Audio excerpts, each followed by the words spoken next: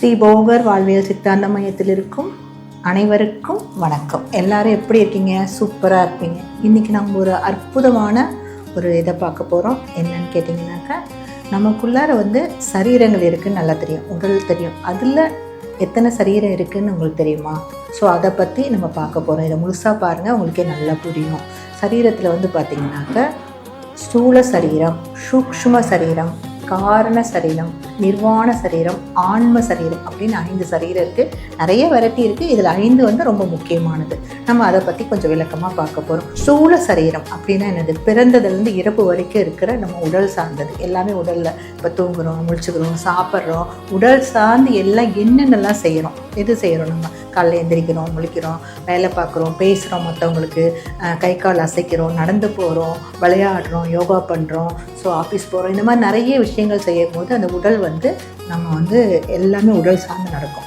அப்போ அந்த உடலை ஆரோக்கியமாக வச்சுருந்து ரொம்ப நல்லா யோகா பிராணாயமாக நல்லா ரெகுலராக ப்ராக்டிஸ் பண்ணிவிட்டு நல்ல ஆரோக்கியமான உணவு கொடுத்து அந்த உடலை நல்லா அற்புதமாக வச்சுக்கும் போது அந்த ஸ்தூல சரீரத்தில் நமக்கு நல்லா உதவி பண்ணி அடுத்த சூக்ஷ்ம சரீரத்துக்கு நமக்கு நல்ல ஒரு எனர்ஜியாக மாறக்கூடிய ஒரு அற்புதமாக இருக்கும். சூக்ஷ்ம சரீரம் அப்படின்னு கேட்டிங்கனாக்கா ஸ்தூல சரீரத்துக்கு அடுத்தது. அது அப்படின்னா உணர்வு நிலைகள். அது பார்க்க முடியாது, ஆனால் உணர முடியும். எதுவாக இருந்தாலும் இப்போ பிராணாயாமம், அந்த பிராணசக்தி, நமக்கு சுவாசம் உணரதான் முடியும் இல்லைங்களா? எங்கே இருக்குது சுவாசம்னா தெரியாது இல்லைங்களா?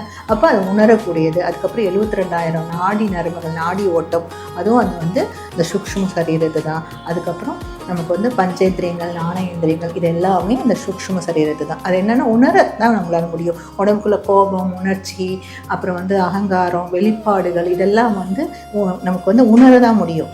அதை என்னென்னா உடலை நம்ம பயன்படுத்த மாட்டோம். அந்த உணர்வு ரீதியான ஒரு பொருள் தான் என்னது? சூக்ஷ்ம சரீரம். இதை நல்லா ரெகுலராக நம்ம இந்த பிராணாயாமம், மூச்சு பயிற்சி, தியானங்கள் இதெல்லாம் ரெகுலராக ப்ராக்டிஸ் பண்ணிவிட்டு மனதை சமநிலைப்படுத்திட்டே வந்தோம்னா ரொம்ப ரொம்ப அற்புதமாக இருக்கும். அடுத்தது காரண சரீரம். இந்த சரீரம் என்னன்னு கேட்டிங்கனாக்கா, நம்மளுடைய கர்ம வினைகள் உட்பட்டது. போன ஜென்மத்திலேருந்து எடுத்துகிட்டு வந்த வாசனைகள்னு கூட சொல்லலாம். அதே நினைவுகள் சப்கான்சியஸில் ஆழமாக போய் ரெக்கார்ட் ஆகிருக்கிறது, ஜென்மமாக கொண்டு வந்தது. அதைப்படி தான் இயங்க ஆரம்பிப்போம். இப்போ நான் இந்த ஆன்மீகத்தை பற்றியோ ஒரு மருத்துவத்தை பற்றி பேசுகிறேன்னா இது என்னது? போன ஜென்மத்தோட கண்டினியூஷன் தான் சொல்லலாம். ஒருத்தர் ஒரு நல்ல ஹார்ட் வரைகிறாங்க, திடீர்னு சின்ன வயசுலேயே வரைகிறாங்கன்னா அது என்னது? ஜென்மமாக கொண்டு வந்தது, ஜென்மத்தோட கண்டினியூஷன். ஒரு சின்ன குழந்தைல சூப்பராக பாடுறாங்க அப்படின்னீங்கனாலும் அது என்னது?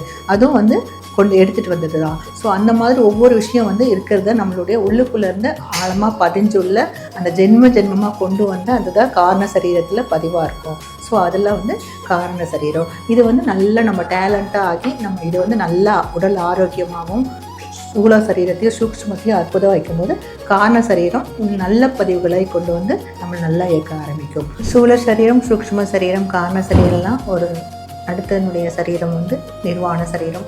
இந்த நிர்வாண சரீரம் அந்த 3 சரீரங்களிலும் முழுமை பேரடைஞ்சு அடுத்தது தான் நிர்வாண சரீரம். இந்த நிர்வாண சரீரத்தில் பார்த்திங்கனாக்கா ஒருத்தர் முக்தி நிலையை போகிறாங்கன்னா அதுக்கு முந்தைய நிலை. குடும்பத்துலேயும் இருப்பாங்க, அந்த ஆன்மீகத்தில் ஒரு ஃபுல்ஃபில்லும் இருக்கும். குடும்பத்துலேயும் வாழ்வாங்க, ஒரு அட்டாச்சும் டிட்டாச்சும் இல்லாமல் இருப்பாங்க. எந்த ஒரு செயலும் இப்போ சாப்பிடவும் செய்வாங்க, ஆனால் அந்த சாப்பாட்டில் ஒரு பற்று இல்லாமல் இருக்கும். எல்லா விஷயத்தையுமே ஒரு பணம் இருக்கும், ஆனால் அந்த பணத்தில் ஒரு பற்று இல்லாமல் இருக்கும். அதான் முழுமை பேருக்கு ஒரு முழுமையான ஆசைகள் இல்லாமலும் இருக்கும், ஆனால் அந்த ஆசையை அனுபவிக்கவும் செய்வாங்க. ஸோ இது நிர்வாண சரீரம். எதுவுமே இல்லாமல் ஆனாலும் வாழ முடியும் அப்படிங்கிற ஒரு அற்புதமான நிலை. இந்த நிலைக்கு அடுத்த நிலை ஆன்ம சரீரம். இந்த ஆன்ம சரீரம்னா பார்த்திங்கனாக்கா உடலும் இல்லை, மனசும் இல்லை, எதுவுமே இல்லை, எல்லாத்துக்கும் அப்பாற்பட்ட நிலை. முழுவதுமாக முழுமை பேரை நோக்கி வாழக்கூடிய ஒரு அற்புதமான நிலை. எல்லா விஷயத்தையும் தாண்டி ஒரு அற்புதமாக வாழக்கூடிய நிலை. இந்த நிலையில தான் மனிதன் புத்தர்கள், ஞானிகள், அதுக்கப்புறம் சித்தர்கள் எல்லாமே இந்த நிலையில் ஒரு முழுமை அடைந்து இந்த ஞானம் அடைந்து அந்த நிலையில் மக்களுக்கு நிறைய நன்மைகளை கொடுத்த நிலை இந்த ஆன்ம நிலை. இந்த 4 சரீரமும் அற்புதமாக இயங்கி 5வது சரீரமான ஆன்ம நிலையோடு வாழ்வதே இந்த ஆத்மா பரமாத்மாவோட இணையும் அற்புதமான நிலை. இந்த 5 சரீரத்துலேயும் நம்ம உடலை எப்படி இருக்குன்னு தெரிஞ்சுக்கிட்டு அடுத்த வீடியோவில் இன்னொரு அற்புதமான விஷயத்தை நம்ம பற்றி பார்க்க போகிறோம். அனைவருக்கும் நன்றி, வணக்கம்.